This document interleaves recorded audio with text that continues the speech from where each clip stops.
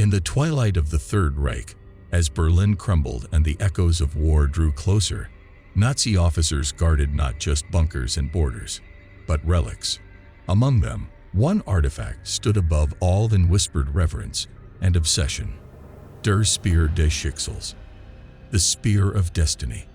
According to Christian legend, it was the weapon that pierced the side of Christ during the crucifixion, a Roman lancehead soaked in divine blood. But for centuries, it was far more than a relic. Charlemagne reportedly wielded it in battle. Napoleon sought it and failed. And Hitler, he may have bled for it. In 1912, a young and impoverished Adolf Hitler visited the Hofburg Palace in Vienna. There, displayed behind glass, lay a rusted iron-tipped spear known as the Hofburg Spear, one of several relics throughout Europe claiming to be the true Lanza Longini. Hitler stood before it for over an hour, entranced. According to later accounts, he whispered, "I knew at once this was a magic weapon." Whether that moment ignited a messianic delusion or something far stranger remains unknown. By 1938, after the Anschluss, Hitler returned to Vienna, not as a starving artist, but as a conqueror. One of his first acts, he ordered the spear seized and transported to Nuremberg under SS guard. Heinrich Himmler, already deep into esoteric archives and pagan rites, believed the spear held Welteiler energy, a cosmic force echoing through history, empowering whoever possessed it. Inside the dark halls of Wolfsburg Castle, the SS's spiritual headquarters, rituals were performed beneath the Black Sun mosaic, chanting blood rites. The spear, or perhaps a replica, was rumored to be present during certain ceremonies, designed to awaken ancestral memory, to grant insight, or worse, control fate itself. Documents uncovered after the war suggest the Ahnenerbe, the SS's occult research division, believed the spear was less symbolic than functional. One classified memo references chrono-reversal vibrations and manipulations of consequence through sacred metallurgy. No follow-up, no elaboration. As the Allies approached Nuremberg in 1945, the spear was quietly hidden in a subterranean vault beneath the city. On April 30th, the U.S. Third Army captured it, just hours before Hitler took his own life in Berlin. Coincidence or cause? General Patton, fascinated by ancient history and unafraid of the occult, ordered the artifact removed and studied.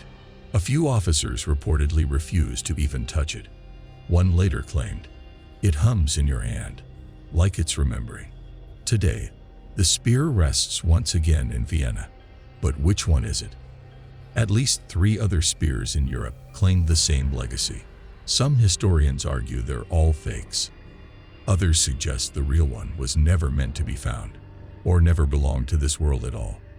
In modern conspiracy circles, the myth persists that the Spear of Destiny wasn't merely a religious relic, but a key, a tuning fork for reality. And in the hands of those who knew how to use it, not only could history be altered, but rewritten. So was it faith, fear, or physics that surrounded the spear and myth? Did Hitler's rise begin with a relic? Did his fall coincide with its loss? No one can say for sure. But like all things sought by madmen and mystics, its power lies not just in what it is, but in what we believe it could be. L8 Blimp. On August 16, 1942, a U.S. Navy blimp designated L8 lifted off from Treasure Island near San Francisco for a routine anti-submarine patrol. Aboard were Lieutenant Ernest Cody and Ensign Charles Adams, both experienced airmen. Their orders: scan the Pacific coast for enemy submarines and report any suspicious activity. At 7:42 a.m., Cody radioed in, investigating suspicious oil slick. That was the last transmission ever received.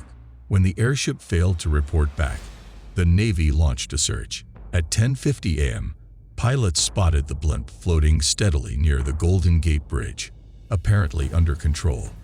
By 11:15, it had descended near Ocean Beach.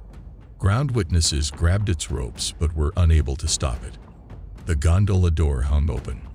No one was inside. The blimp rose again, drifted inland, and made a soft landing in Daly City.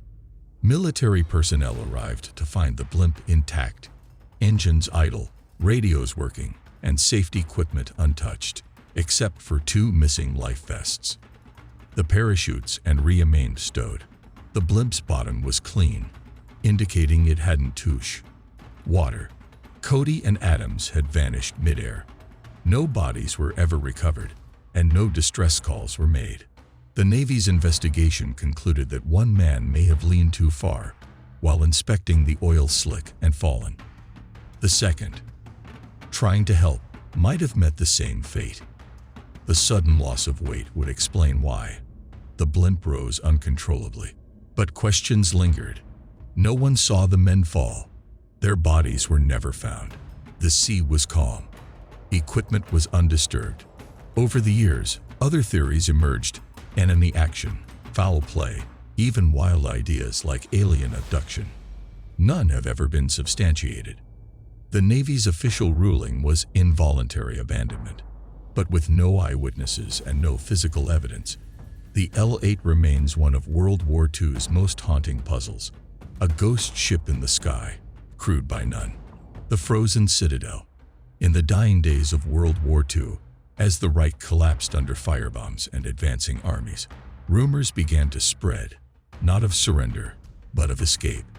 Not to South America, not to Spain, but to somewhere far more remote, more unreachable, more untouched: Antarctica. They called it New Schwadenland. Officially, it began in 1938.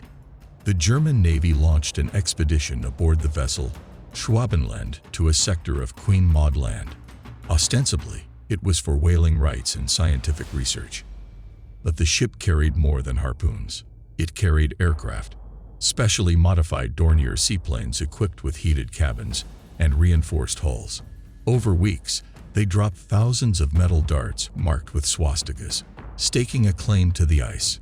The expedition returned quietly. No fanfare, no detailed records. Just a name on maps, New Schwadenland, and then silence. But in the shadows of the Third Reich, whispers grew louder. According to certain declassified Soviet files and post-war Allied interrogations, the Nazis had discovered more than ice.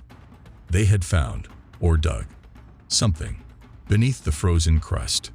Caverns, thermal lakes, natural tunnels warmed by geothermal heat. A sanctuary.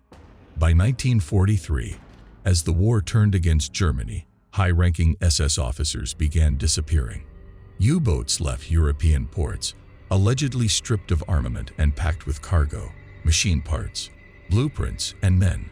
In July 1945, 2 of these submarines, U-530 and U-977, surrendered months after the war had ended, off the coast of Argentina. Their captains refused to explain their missions. Speculation ignited. Had Hitler fled? Had the last remnants of the Reich escaped to Antarctica, taking with them Wunderwaffen, wonder weapons, and secrets not meant for human eyes?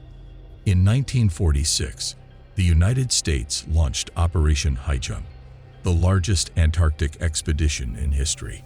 Led by Admiral Richard E. Byrd, it included 13 ships, 33 aircraft, and over 4,700 personnel. The official story: training and research. The unofficial rumors: a search and destroy mission. According to scattered reports and later accounts from South American journalists, Byrd's fleet encountered high-speed craft that emerged from the ice and sky, capable of vertical lift and sudden disappearance. In a Chilean newspaper interview, Byrd allegedly warned of a new enemy that can fly from pole to pole at incredible speeds. The Pentagon denied the quote. High Jump was abruptly cut short. The mythos only deepened. Some say the Nazis developed an Antarktische Flugscheibe, an Antarctic flying disc powered by Vril or Torsion fuel technology. Others claim they found something older beneath the ice, a gateway, an ancient structure, or contact with beings not of this earth. but very interested in who came knocking. Declassified documents mention Base 211, a supposed subterranean complex beneath the Queen Maud Mountains. No photographs, no proof, only fragments and silence. To this day, satellite images show restricted sectors of Antarctica, structures that appear, then vanish, warm anomalies under kilometers of ice, and unexplained magnetic shifts beneath the South Pole. Did a breakaway Reich survive in the shadows? Did they unlock something ancient or alien, or simply retreat into myth? Whatever the truth, one fact remains: Antarctica is the only place on Earth where no nation holds sovereignty. No cities, no borders, just treaty-protected secrecy and ice that remembers. Some say New Schwabenland was a fantasy. Others say it still waits, beneath the coldest winds on the planet, powered by a dream that refused to die.